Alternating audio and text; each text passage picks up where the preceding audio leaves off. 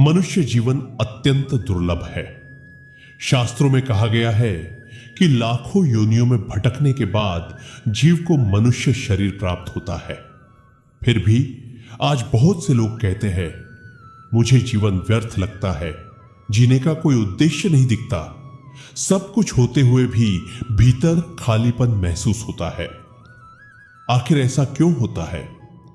इस विषय पर संतजन और विशेष रूप से प्रेमानंद महाराज बताते हैं कि जीवन वास्तव में व्यर्थ नहीं होता, बल्कि जब हम जीवन के वास्तविक उद्देश्य को भूल जाते हैं तब हमें जीवन व्यर्थ प्रतीत होने लगता है।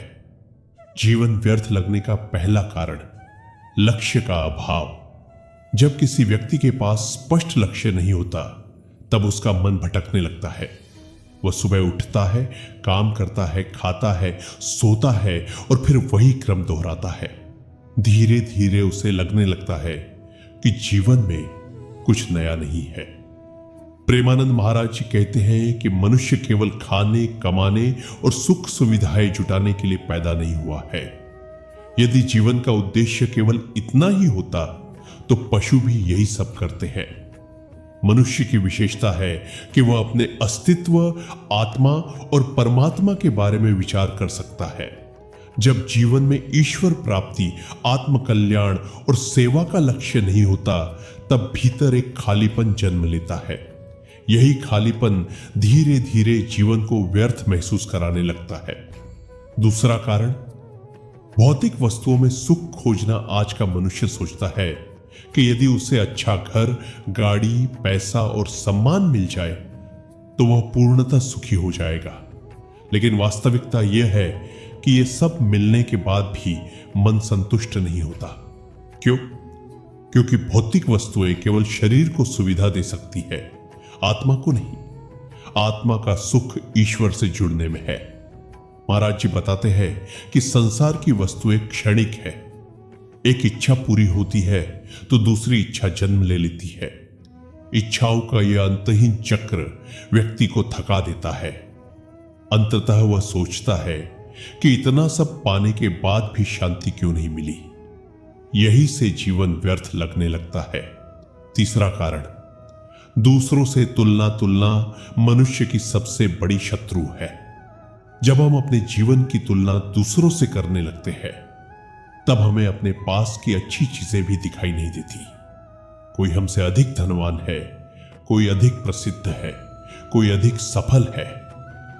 सोशल मीडिया के इस युग में तुलना और भी बढ़ गई है। लोग दूसरों की सफलता देखते हैं और अपनी परिस्थितियों को देखकर दुखी हो जाते हैं। प्रेमानंद महाराज जी कहते हैं कि भगवान ने प्रत्येक व्यक्ति को अलग उद्देश्य और अलग परिस्थितियां दी है। इसलिए तुलना करने के बजाय अपने जीवन को सुधारने पर ध्यान देना चाहिए।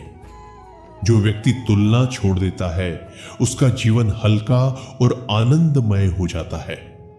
चौथा कारण, भगवान से दूरी। जब जीव भगवान से दूर हो जाता है तब उसके जीवन में बेचैनी बढ़ने लगती है।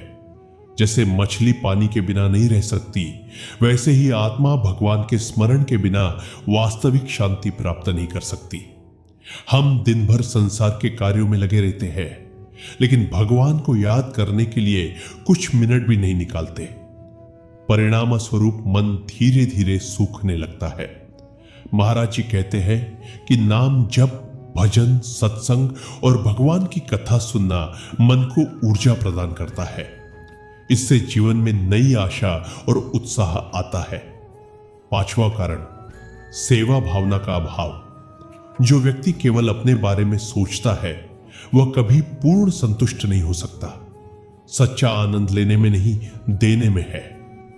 जब हम किसी दुखी व्यक्ति की सहायता करते हैं, किसी भूखे को भोजन कराते हैं, किसी निराश व्यक्ति को हिम्मत देते हैं, तब हमारे भीतर अद्भुत संतोष उत्पन्न होता है। प्रेमानंद महाराज जी बताते हैं कि सेवा ईश्वर तक पहुंचने का सरल मार्ग है। सेवा से हृदय निर्मल होता है और जीवन सार्थक महसूस होने लगता है। जीवन का वास्तविक उद्देश्य क्या है? महाराज जी के अनुसार मनुष्य जीवन का वास्तविक उद्देश्य है भगवान को जानना, भगवान से प्रेम करना, नाम जप करना अपने मन को शुद्ध बनाना, जीवों की सेवा करना, आत्म कल्याण करना। जब व्यक्ति इस दिशा में चलना शुरू करता है तब उसका जीवन बदलने लगता है।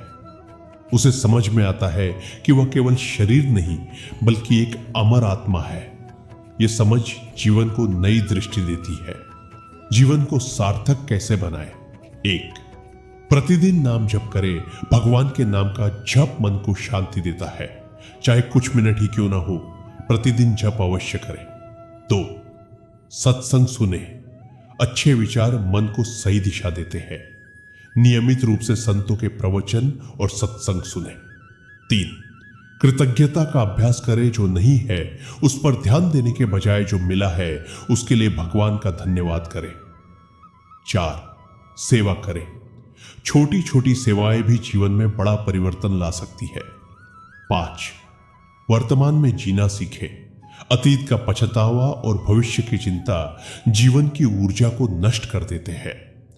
वर्तमान क्षण में भगवान का स्मरण करते हुए कर्म करना चाहिए।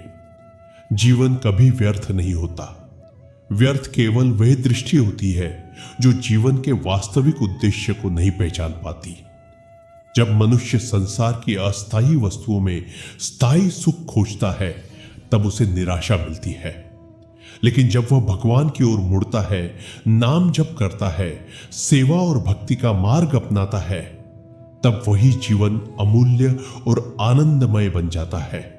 प्रेमानंद महाराज जी का संदेश है कि मनुष्य जन्म भगवान की विशेष कृपा है। इसे निराशा, शिकायत और व्यर्थ चिंतन में न गंवाइए।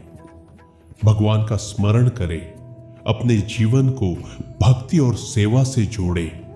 तब आपको अनुभव होगा कि यह जीवन व्यर्थ नहीं बल्कि ईश्वर द्वारा दिया गया एक अनमोल अवसर है।